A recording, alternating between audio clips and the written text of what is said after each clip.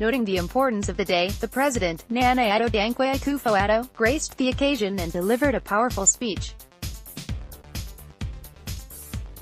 At his party's headquarters, a journalist from the stables of Multimedia, Ohemaa Sakyiwaa, was allegedly assaulted by one Hajia Fati. The journalist had gone to the headquarters to cover the picking of nomination forms by aspiring party executives.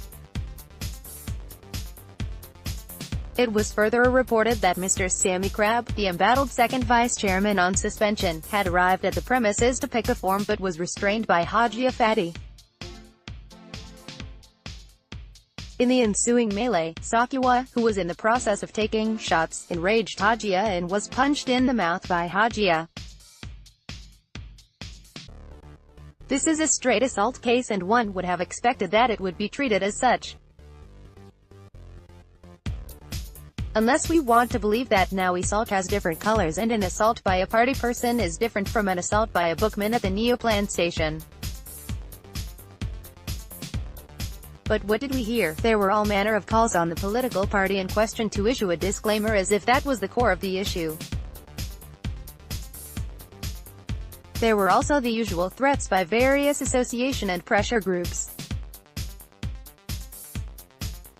All this while, we were not even aware whether the victim had lodged a complaint with the police.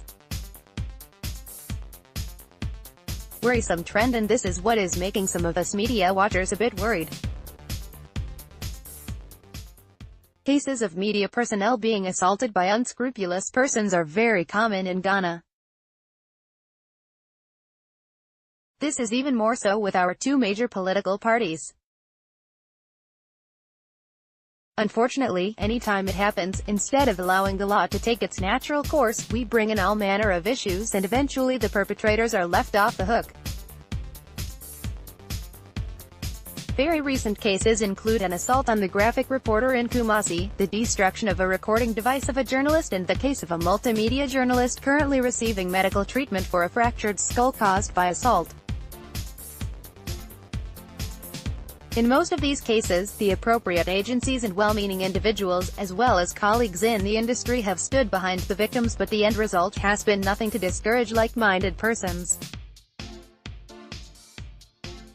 Though a show of sympathy at such moments is welcome, any semblance of one crying more than the bereaved should not be encouraged, as it does not empower such individuals to grow.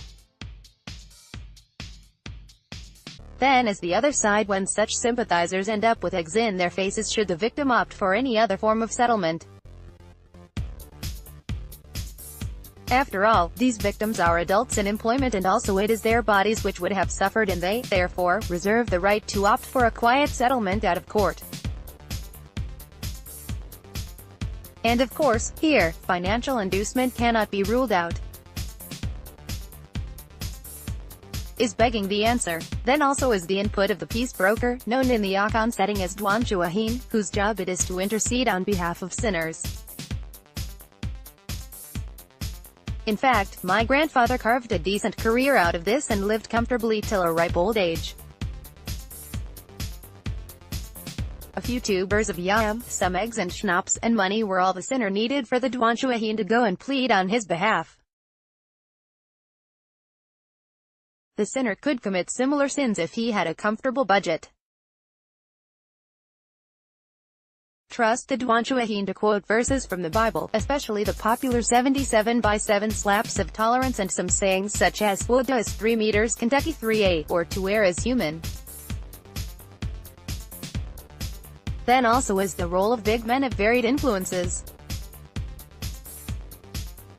The list goes on and on, to the extent that the whole community could turn against the victim and see them as disrespectful if they do not accept to stop seeking redress. All these put a lot of stress on the victim, and if one is not very strong, they are likely to give in to these pressures. The much-awaited statement condemning the alleged assault from the New Patriotic Party (NPP) has arrived, but it has not assuaged the anger of those who had hoped that it would put the matter to rest. It only amounted to tightening one's belt in an attempt to halt a bout of diarrhea. So long as the laws of the land are not allowed to deal with offenders, I am inclined to believe that such cases will continue to confront us. To those who have been assaulted already, I say sorry, and those who will be assaulted in future, my sympathies. The writer is the Director of Public Affairs, University of Cape Coast. Email. This email address is being protected from spam bots.